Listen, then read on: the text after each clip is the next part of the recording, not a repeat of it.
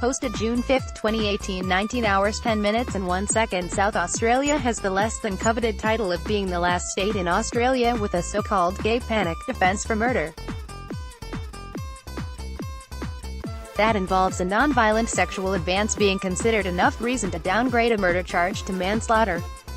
Authors of the South Australian Law Reform Report say the law, known as provocation, has been used 4 times in the past 10 years. They say it often causes outrage when it is used, and they want it abolished. One such case was in 2011. Adelaide man Andrew Negra made a joke that another man, Michael Lindsay, should pay him for sex. Lindsay subsequently stabbed Mr. Negra to death and put his body in a wheelie bin. Report author David Plater said there was no place for any so-called gay panic defense in today's society. This is the notion that where someone makes a non-violent gay advance at you, that this is sufficient in itself for someone in the 21st century to fly into a murderous rage and murder the person who made the advance. Dr. Plater said, this also discriminates against women. Dr. Plater said it comes down to the law's origins in the late 1700s and early 1800s, where it was focused on issues around the concept of male honor. It was very much designed to assist males in situations in the 1800s of so-called male honor, typically where they discovered their wife was He said that has translated to a gender bias in today's law. In other words, it unduly favors, or is used by, violent and abusive men in circumstances such as sexual affair or a relationship breakdown, he said, but it's very difficult to be used by female victims of family violence who might finally respond and kill their abusive male partner. 1981 murder case highlighted gender issues. In 1981, an Adelaide woman found out her abusive and controlling husband had been sexually abusing their 4 daughters for more than 2 decades. That night she murdered him in his sleep with an axe.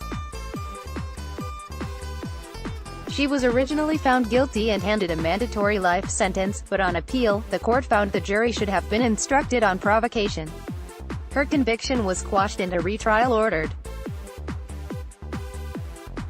Domestic violence cases like these are one of the reasons there have been some arguments against getting rid of the provocation defense altogether.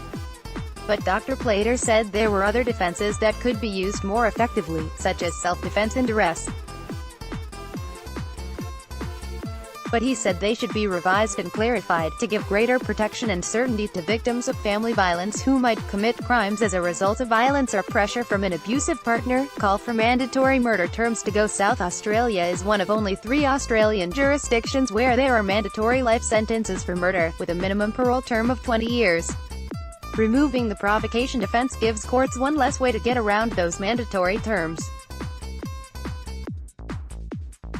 Joint report author, former Supreme Court Justice David Bleby, said mandatory sentences were a blunt instrument that could make sentences unjust and unfair. Murder covers a whole range of homicide, from things like mercy killing to mass shootings of innocent victims and gangland killings. He said, they're all treated the same when it comes to the head sentence and when it comes to the mandatory non-parole period.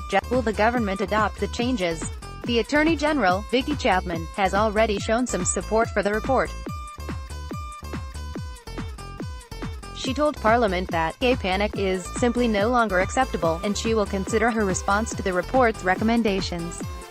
Topics: murder and manslaughter, crime, law, crime and justice. Adelaide 5000, SA, Australia.